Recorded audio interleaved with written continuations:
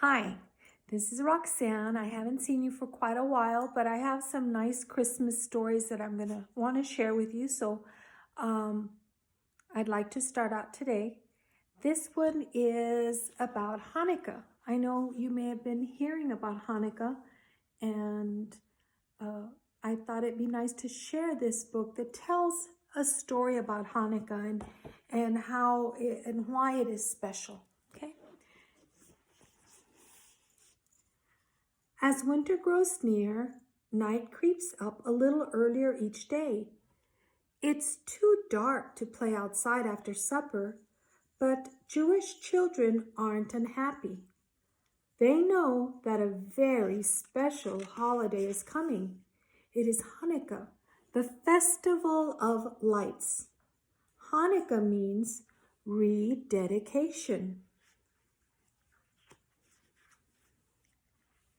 8 days of Hanukkah fun start in late November or December on the 25th day of the Jewish month of Kislev. It's the time to open presents, play games, sing songs, and recite prayers. But lighting the menorah, the special Hanukkah candle holder, is the most important part of the holiday. There are many different styles of menorahs. Each one of them holds 8 candles and has an extra candle, the shamus, which is used to light the other candles. On the first night of Hanukkah, the shamus lights just 1 candle. Each night, another candle is added to the menorah until all 8 candles and the shamus burn brightly together. Often the menorah is placed in a window facing the street to remind passerbys of a miracle.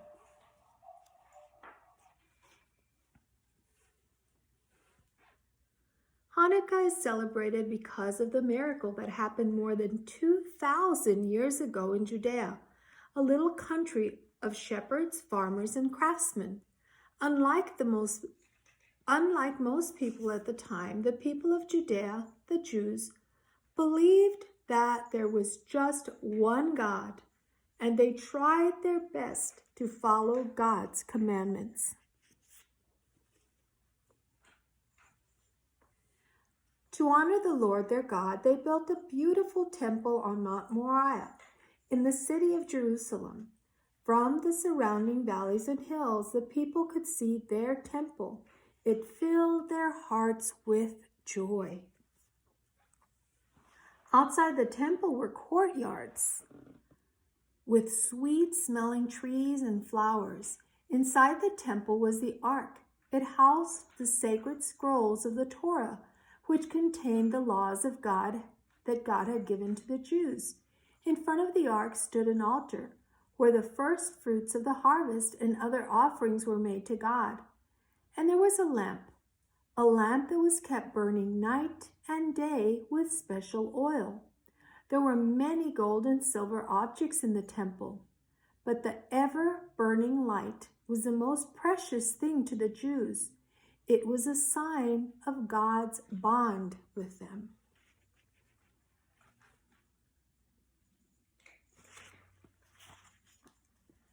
Meanwhile, a young Greek king known as Alexander the Great had conquered the huge Persian Empire. Judea was just a small part of it. Wherever Alexander and his mighty army went, they brought Greek ideas and statues of Greek gods. A statue of Alexander was put in an important place to show that the country was loyal to his empire. The Judeans were relieved that Alexander allowed them to worship their Lord in peace, but they were horrified at the thought of having a statue on Mount Moriah.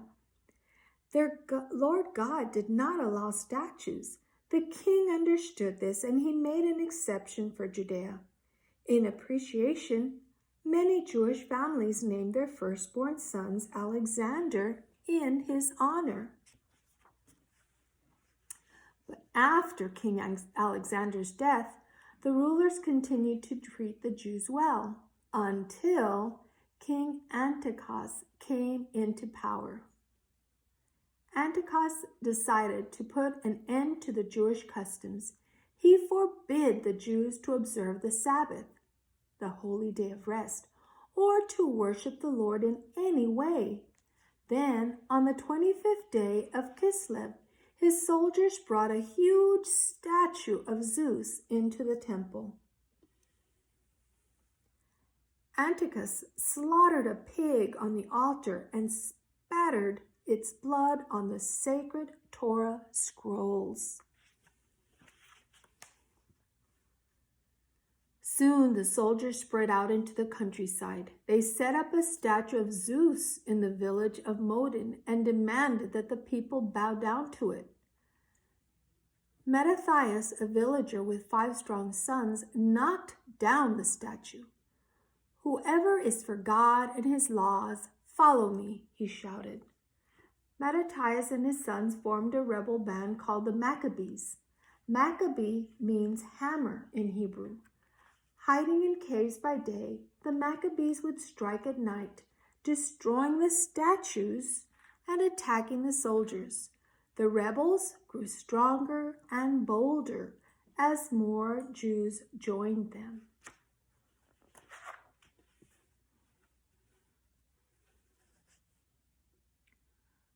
Antiochus was in a rage. He gathered a huge army outside Jerusalem to rid Judea of the Maccabees once and for all.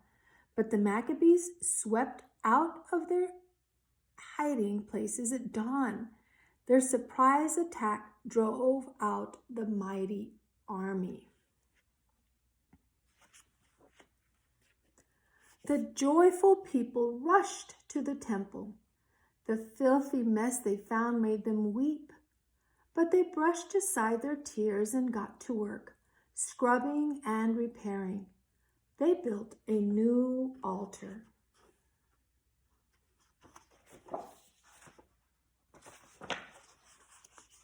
At last, on the 25th day of Kislev, 3 years after Antiochus had brought in the statue of Zeus, the temple was ready to be rededicated to God.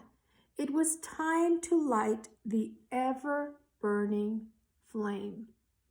But there was only one little jug of oil, just enough to last for 1 day. It would take a whole week to prepare more. The Jews could not bear to wait.